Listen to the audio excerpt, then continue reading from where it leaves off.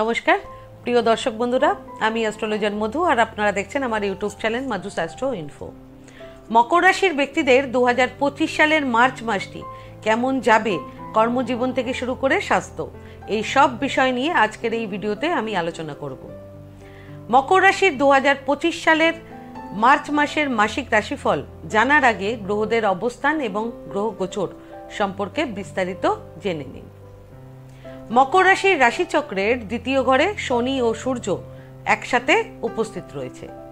তৃতীয় ঘরে রাহু, বুধ ও শুক্র একসাথে। পঞ্চম ঘরে দেবগুরু বৃহস্পতি, ষষ্ঠ ঘরে মঙ্গল এবং নবম ঘরে কেতু উপস্থিত রয়েছে। এর মধ্যে মার্চের 2 তারিখে শুক্র বক্রী হয়ে যাবে এবং বুধ মার্চের 15 তারিখে বক্রী হয়ে যাবে। পাশাপাশি মার্চের 14 তারিখে সূর্য রাশি পরিবর্তন করে মীন রাশিতে প্রবেশ করবে এবং মার্চের 29 তারিখে শনিও রাশি পরিবর্তন করে মীন রাশিতে প্রবেশ করবে। সে কারণে মকর রাশির ব্যক্তিদের 29শে মার্চ 2025 শনির 7.5 পুরোপুরি সমাপ্ত হবে। গ্রহদের স্থিতি পরিবর্তন, রাশি পরিবর্তন, নক্ষত্র পরিবর্তন, গোচর এগুলোর প্রভাবে প্রত্যেক রাশির ব্যক্তিদের জীবনে কিছু না কিছু পরিবর্তন অবশ্যই হয়। এবার জেনে নিন মকর রাশির ব্যক্তিদের 2025 সালের মার্চ মাসের মাসিক রাশিফল। এই রাশিফল আপনাদের চন্দ্র রাশির উপরে ভিত্তি করে আমি বলবো। সবার প্রথম কর্মজীবন। আপনারা আপনাদের কাজে ভালো সফলতা পাবেন এই মাসে। বিশেষ করে যারা মার্কেটিংয়ের কাজে এবং ফিল্ড ওয়ার্কে আছেন তারা এ মাসে অত্যন্ত ভালো ফলাফল পেতে পারেন। সাফল্য আপনাদের নাগালের মধ্যে থাকবে, তবে এর জন্য আপনাদের নিষ্ঠা এবং প্রচেষ্টার প্রয়োজন হবে। অতীতের ভুলগুলো পুনরাবৃত্তি না করে অতীত থেকে আপনারা শিক্ষা নেবেন। সহকর্মীদের সাহায্য পাবেন, যার মাধ্যমে আপনারা সাফল্য অর্জন করতে পারবেন। অফিসে আপনাদের কাজের চাপ বাড়তে পারে। যারা চাকরি করছেন এবং যারা জবলেস রয়েছেন, চাকরির সন্ধান করছেন, তাদের উভয়ের জন্যই সবচেয়ে ভালো সময় থাকবে মার্চের 15, 16, 17, 18, 19 এবং 20 তারিখ। ব্যবসায় আপনারা এ মাসে ভালো ফলাফল পাবেন, তবে মাসের শুরু থেকে মার্চের 18 তারিখ পর্যন্ত ব্যবসায় ছোটখাটো অসুবিধা দেখা দিতে পারে।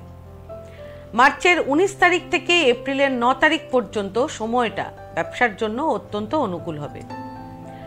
আপনাদের টাকা পয়সার যে শর্টেজ সেখান থেকেও আপনারা রিলিফ পাবেন মার্চের 19 তারিখ থেকে। এছাড়া আপনারা চাকরি করুন কিংবা ব্যবসা করুন, সব ক্ষেত্রেই এ মাসে প্রচুর ভ্রমণ আপনাদেরকে করতে হবে। শিক্ষা। প্রাথমিক এবং মধ্য শিক্ষার স্টুডেন্টরা এ মাসে ভালো ফলাফল করতে পারবেন, তবে মিডিয়ার সাথে যুক্ত স্টুডেন্টরা কিছু সমস্যায় পড়তে পারেন। স্টুডেন্টদের জন্য সবচেয়ে অনুকূল সময় থাকবে মার্চের 21, 22, 23, 24 এবং 25 তারিখ। প্রেম জীবন। আপনাদের প্রেম জীবনে সামঞ্জস্য বজায় থাকবে। আপনারা প্রিয়জনের সাথে অনেক মজা করবেন এবং ভ্রমণ করার সুযোগ পাবেন। প্রেমের সম্পর্ক বিয়েতে পরিবর্তিত হওয়ার সুযোগ আসবে। প্রেমের ক্ষেত্রে সবচেয়ে রোমান্টিক সময় থাকবে মার্চের 2, 15 এবং 29 তারিখ।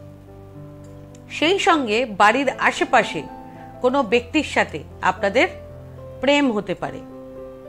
এছাড়া যারা অবিবাহিত বিবাহযোগ্য রয়েছেন তাদের মার্চের 19 তারিখ থেকে এপ্রিলের 9 তারিখের মধ্যে বিয়ের কথা ফাইনাল হতে পারে কিংবা বিয়ের সুযোগ হতে পারে। দাম্পত্য জীবনে আপনারা এ মাসে অনুকূল ফল পাবেন। বিশেষ করে মার্চের 19 তারিখ থেকে এপ্রিলের 9 তারিখ সময়টা অত্যন্ত বেশি অনুকূল থাকবে। এ সময় আপনাদের সাথে আপনাদের জীবন সঙ্গীদের খুব ভালো বন্ডিং হবে। পারিবারিক সম্পর্কের মধ্যে ভালো সামঞ্জস্য বজায় থাকবে। পরিবারে কোনো শুভ ঘটনাও ঘটতে পারে এ মাসে। ভাই বোনদের থেকেও ভালো সাহায্য পেতে পারেন আপনারা এ মাসে।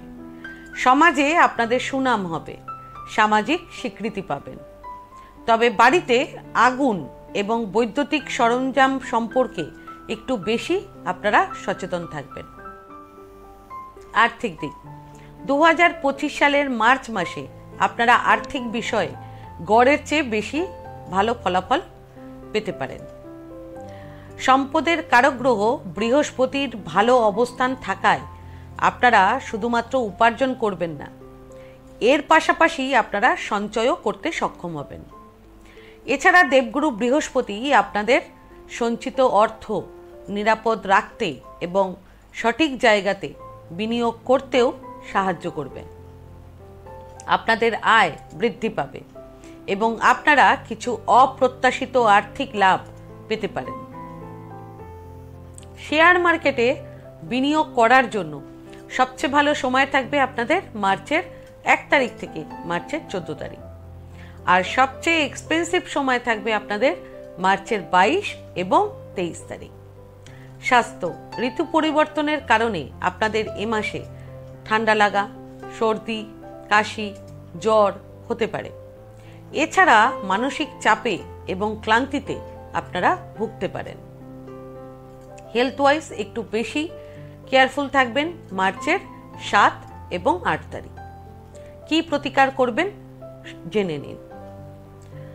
সবার প্রথম প্রতিকার, প্রত্যেক শনিবার শনিদেবের পুজো করবেন এবং 11টি শনিবার আপনারা ছায়াদান করবেন। ছায়াদানের ভিডিও অলরেডি আমি দিয়ে রেখেছি, আপনারা সেখানে গিয়ে দেখতে পারেন। দ্বিতীয় প্রতিকার, প্রত্যেক মঙ্গলবার হনুমানজির মন্দিরে গিয়ে আপনারা হনুমানজিকে লাল ফুল, সিঁদুর, চামেলির তেল নিবেদন করবেন। তারপর ভোগে লাড্ডু অর্পণ করে পুজো দেবেন। আজকে এখানেই ভিডিওটা শেষ করলাম। আমার এই ভিডিওটাকে যদি ভালো লেগে থাকে তাহলে ভিডিওটাকে লাইক করবেন এবং আমার চ্যানেলটিকে সাবস্ক্রাইব করে দেবেন। আর সাবস্ক্রাইব বাটনের পাশে একটা বেল আইকনের বাটন আছে, সেটা প্রেস করে দেবেন, কারণ নিয়মিত যে ভিডিওগুলো আমি আনছি সেটা সবার আগে আপনারা জানতে পারবেন। তাছাড়া পরিবার কিংবা আত্মীয় কিংবা বন্ধু বান্ধব কারো যদি ভিডিওটার প্রয়োজন হয় তাহলে ভিডিওটাকে শেয়ার করে দেবেন। আর আপনাদের যদি কোনো প্রশ্ন কিংবা কোনো মতামত থাকে তাহলে আমার কমেন্ট বক্সে কমেন্ট করে আমাকে জানান, আমি চেষ্টা করব যত তাড়াতাড়ি সম্ভব উত্তরটি দেওয়ার। ধন্যবাদ।